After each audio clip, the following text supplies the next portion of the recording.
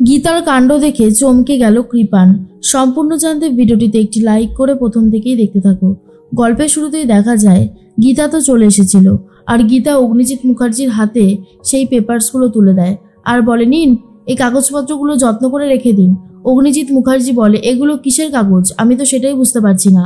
গীতা তখন বলে, আরে বাবা, কিসের কাগজ সেটা তো আপনি পড়ে দেখলেই জানতে পারবেন। আরে ধরবেন তো। অগ্নিজিৎ মুখার্জি বলে, গীতা তুমি কিন্তু বড্ড বেশি অপমান করছো আমাকে। গীতা তখন বলে, কোনো অপমান করিনি। আজও কৃপান পদ্মকে মারার চেষ্টা করেছিল, আর সেই জন্য ওর পিছনে আবারও কিছু ধারা লাগানো হয়েছে। নিন ধরুন। অগ্নিজিৎ মুখার্জি বলে, কৃপান কি করেছে? আর তখন কাব্য বলে, ওর কথা শুনবেন না আঙ্কেল, ও সবসময় কৃপানকে জব্দ করতে পারলেই বেঁচে যায়। এরপর অগ্নিজিৎ মুখার্জিকে প্রশ্ন করে গীতা, আমি কি ঢুকবো নাকি চলে যাব? তখনই গিনি চলে এসেছে আর বলে, তুই ঢুকবি, তোকে ভেতরে ঢুকতেই হবে, কারণ তুই হলি এই বাড়ির ছোট বউ, আর স্বয়ং অগ্নিজিৎ মুখার্জি তোকে বরণ করে নেবে। এর মধ্যেই অগ্নিজিৎ মুখার্জি বলে, তোমাদের কি মাথা খারাপ হয়ে গেছে? তোমরা জানো না যে বরণ করা যায় না এইভাবে? পুরুষ মানুষ কখনো বরণ করতে পারে না। কথাটা কি একেবারে বেমালুম তোমরা ভুলে গেছো? গিনি তখন বলে, কেন বাবা, আমি তো আপনার সমস্ত কথা শুনেছি, তাহলে আপনি আমার একটা কথা শুনতে চাইছেন না কেন? নিন, আমার বোনকে বরণটা করুন, তাহলে ও ভেতরে আসার অনুমতিটা পায়। কিন্তু অগ্নিজিৎ মুখার্জি কোনোভাবেই বরণ করতে চায় না। গীতা তখন বলে, বরণ তো আপনাকে একদিন করতেই হবে শ্বশুরমশাই, সেদিনই আমি এই বাড়ির চৌকাঠ পেরিয়ে ঘরে ঢুকবো, আর না হলে না। মেহেক এসে বলে, পাপা তুমি কিন্তু আমাকে কথা দিয়েছিলে যে আমি যা বলবো সেটা তুমি শুনবে। দেখো গীতা বৌদি তো আর এসবের মধ্যে নেই, বলো তাহলে তুমি গীতা বৌদির কথা শুনছো না কেন? তুমি ওকে বরণটা করো পাপা, না হলে কিন্তু আমি খুব কষ্ট পাবো। Papa please.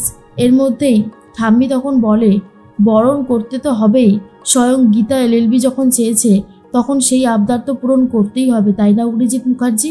এরপর অগ্নিজিৎ মুখার্জি বলে, ব্রজবালা দেবী আপনি আবার এসবের মধ্যে এসেছেন কেন?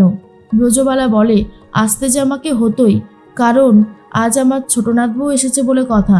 গিনি বলে, বাবা আপনার সমস্ত অন্যায়ের সাক্ষী আমি, এমনকি আমি নিজেও অনেক অপরাধ করেছি, ওর সাথে অপরাধ করেছি, ওর মা বাবার সাথে, মানে আমার বাবা মার সাথেও আমি অপরাধ করেছি শুধুমাত্র আপনাকে জেতানোর জন্য।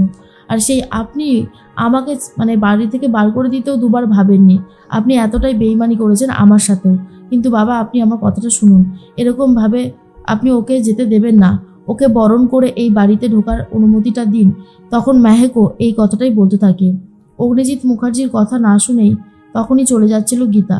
এরপর অগ্নিজিৎ মুখার্জি বলে, আমি তোমাকে দাঁড়াতে বলেছি, ঠিক আছে, আমার মেয়ে যখন চেয়েছে বরণ হবে, কিন্তু তার আগে একটা শর্ত আছে। গীতা তখন বলে, আবার শর্ত? তা শুনি শর্তটা ঠিক কি? অগ্নিজিৎ মুখার্জি বলে, শর্তটা হলো এটাই যে মেহেকের আশীর্বাদের দিনেই মেহেকের সাথে কৃপানের আমি রেজিস্ট্রিটা করিয়ে দেব, আর সেই রেজিস্ট্রি সার্টিফিকেট যখন হবে তখন যেন তোমার সইটা থাকে সাক্ষী হিসেবে। আর এটা শোনার পরে গীতা বলে, হ্যাঁ নিশ্চয়ই হবে, কেন হবে না? কি যে বলেন, আমার ছোট ননদের বিয়ে বলে কথা, আর আমি সাক্ষী দেব না? সেটা তো হতেই পারে না। ব্রজবালা মুখার্জি বলে, আরে গীতা বাইরে দাঁড়িয়ে আছিস কেন, আয়, অগ্নিজিৎ মুখার্জি স্বয়ং বরণ করেছে বলে কথা। আর তখন গীতা বলে, আসতে তো হবেই ঠাম্মি, আসতে তো আমাকেই হবেই। গীতা তখন বলে, দাঁড়াও, এই মেয়েটা তোমার সাথে কে? গীতা তখন বলে, এই মেয়েটা ও আমাকে এখানে সাহায্য করে দেওয়ার জন্য এসেছে, পদ্মার ইলিশ নিয়ে এসেছি বড় দেখে। আর এই যে বাবুসোনা, সর্ষেরও খুব ঝাঁজ জানিস তো, আমারও খুব ঝাঁজ, দুটোকে একসাথে সামলাতে পারবি তো? বাবুসোনা পুরো চুপ করে রয়েছে। বাবুসোনার মা তখন বলে, দেখো গীতা, আজকের এই শুভ দিনে তুমি আর কোনো ঝামেলা করো না, আমাদেরকে একটু নিজেদের মতন ভালো থাকতে দাও। আমার ছেলে অন্যায় করেছে, আর তার জন্য ও কম শাস্তি পায়নি, কিন্তু তুমি ওকে বহুবার বহু জায়গায় গায়ে হাত তুলেছো, মেরেছো, এমনকি ও অনেকদিন জেলেও কাটিয়েছে, ওর কিন্তু শাস্তি হয়েছে, দয়া করে ওকে আর শাস্তি দিও না। তার মধ্যে ব্রজবালা বলে, অন্যায় করলে শাস্তি তো পেতেই হবে, কারণ অন্যায় যে করে আর অন্যায় যে সয় দুজনেই সমান অপরাধী, তাই না? এর মধ্যেই তখন গীতা পদ্মকে বলে, আরে সবাইকে নমস্কার করো। সবাইকে নমস্কার করে আর কৃপানের সামনে গিয়ে ঘোমটাটা খুলে পদ্ম নিজের মুখ দেখিয়ে দেয়, আর হাসতে থাকলে কৃপান বুঝতে পারে যে এটাও গীতার কোনো একটা প্ল্যান। কৃপান তখন বলে, তোমরা দেখতে পেলে পদ্ম এসেছে, পদ্ম। কৃপানের বাবা কিরণকান্তি বলে, গীতা এলএলবি বড় সড়ো একটা চাল দেওয়ার চেষ্টা করছে, কিন্তু ও জানে না কিরণকান্তি ব্যানার্জিও কম যায় না। কিরণকান্তি ব্যানার্জি যদি চায় অনেক কিছুই করতে পারে, সেটা আমি ওকে বুঝিয়ে দিতে চাই। দানের পর দান দিয়ে যাচ্ছে তো, কতক্ষণ থাকবে টিকে? বেশিক্ষণ টিকে থাকতে পারবে না। এর মধ্যেই গীতা রান্নাঘরে গিয়ে রান্না করতে শুরু করবে। ঠিক সেই মুহূর্তে রাকা গিয়ে বলে, এই তুমি সব কাজে এত অশান্তি করো কেন বলো তো? গীতা তখন বলে, কি আছে অশান্তি করার? অশান্তি করবার মতন তো কিছু শুরুই হয়নি। শুরু হবে, আমি কথা দিচ্ছি। মেহেক নিজে থেকে বলবে সে এই ছেলেকে বিয়ে করতে চায় না, সে কখনোই এই কৃপানের মতন ছেলেকে বিয়ে করবে না। মেহেক এটা নিজের মুখে বলবে। আমি আপনাদের সবাইকে চ্যালেঞ্জ করলাম, ভালো করে কথাটা মিলিয়ে নেবেন। রাকা তখন বলে, অসম্ভব। দাদার ইচ্ছাতে পদ্মকে সরিয়ে কৃপান এখন নিজের জীবনে জায়গা দিতে চলেছে মেহেককে, আর তুমি বলছো নাকি এসব হবে? গীতা বলে, হবে, শুধু একটু সময়ের অপেক্ষা। এর মধ্যেই কৃপান মনে মনে ভয় পেয়ে গেছে আর ভাবে, একবার যদি বাচ্চার কথাটা বলে দেয় গীতা, তাহলে সব কিছু শেষ, তীরে এসে তরি একেবারে ডুবে যাবে। এর মধ্যেই তখনই অগ্নিজিৎ মুখার্জি ভাবে, গীতা এত সাহস পায় কি করে? ওর নেক্সট চালটা কী বা হতে পারে সেটাই তো বুঝতে পারছি না। তবে ও মনে মনে কিছু একটা প্ল্যান করেছে, সেটা ভালো মতন বোঝা গেছে। তখন মেহেক বলে, গীতা বৌদি প্লিজ তুমি আমার কথাটা শোনো, এসব ঝামেলার মধ্যে তুমি আর থেকো না। তুমি নিজে নতুন করে বাঁচো আর আমাকেও বাঁচার পথটা করে দাও। আমি আর এইভাবে কাটাতে চাই না। আমি চাই সব কিছু ঠিক হয়ে যাবে, আমি নিজের মতন একটা সংসার করতে পারবো। এর মধ্যেই গীতা তখন বলে, সব হবে মেহেক, সব হবে, কিন্তু তোমার কপালে যদি এই ক্রিমিনালটা না থাকে তাহলে তুমি ওকে কখনোই বিয়ে করতে পারবে না।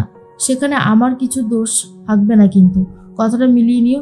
অগ্নিজিৎ মুখার্জি বলে, এত গল্প কিসের? রান্নাঘরে গিয়ে ঝটপট রান্না করে বেরিয়ে এসো। গীতা বলে, সে তো বেরোবই, আগে দাঁড়ান সবটা ঠিকঠাকভাবে করি। মনে মনে একটা কথা ভাবতে থাকে গীতা, যেভাবেই হোক না কেন সে এই বিয়েটা আটকাবেই। যত যাই হয়ে যাক না কেন, কৃপানের সাথে মেহেকের বিয়ে কখনোই দেবে না, কারণ কৃপান একটা ঠকজোর চোর। ওর সাথে মেহেকের বিয়ে দিলে মেহেকের জীবনটা নষ্ট হয়ে যাবে, এছাড়া আর কিচ্ছু নয়। অগ্নিজিৎ মুখার্জি কৃপানকে বলে, যত তাড়াতাড়ি সম্ভব আমি বিয়ের ডেটটাও ঠিক করে ফেলছি।